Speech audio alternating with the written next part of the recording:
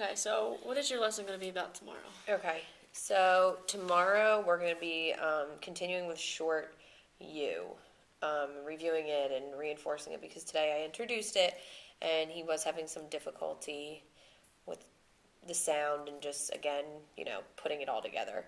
So we're going to review short U, what sound does it make. I have like the book, like you were saying, from reading A to Z uh, to help with that. We'll go through it together.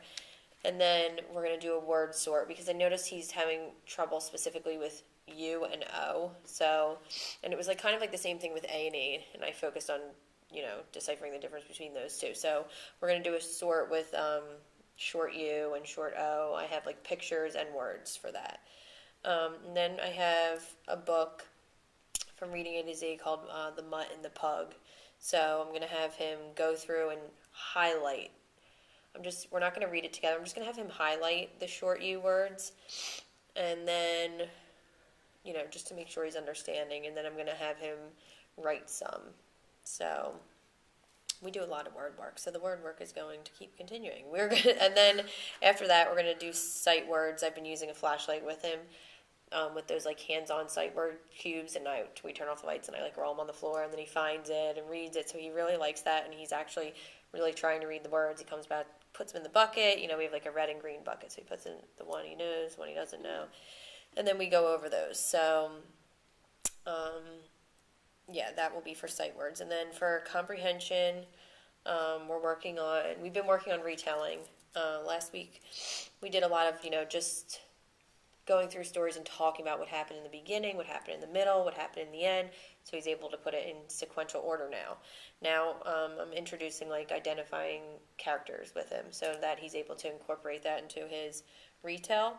So we're just going to be identifying characters in this story called The Bus. So again, it's with the short O in there, or the short U in there too. And so just picking out the characters, and then I have like a graphic organizer. Who were the characters, and he labels them, and then I write his retelling, and I tell him, he has to include the characters in his retelling, and then we go through and read it. We'll read it together and make sure that he did that. For writing, we're using sentence strips because I still am noticing he's not using capitals and periods when he's writing sentences, so I'm going to orally read him 2 sentences, and then I'm going to have him create one on his own and write on the sentence strip and make sure, start with a capital, end with a period. So that's pretty much, and correct spacing in between. Yeah, so that's it. So do you think for the issues he's having with the U and the O, do you think that's a visual thing? It could be, and I was thinking that too because they look similar. Yeah. I mean, the A and the E don't really, but yeah.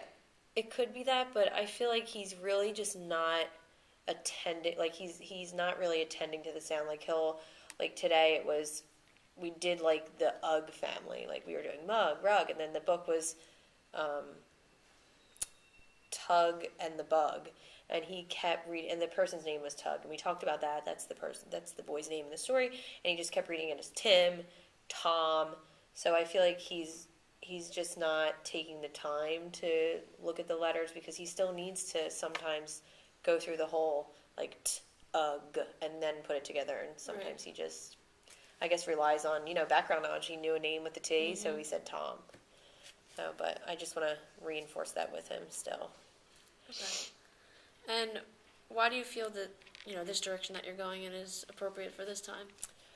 Well, I feel like because he knows his letters and the sounds, he has to start putting it all together to make words. So to help him with reading, and I think, really cementing the short vowel sounds is going to help him, at least be able to hopefully more fluently read those words when he gets to it. And with comprehension, just retelling, after all the testing we did,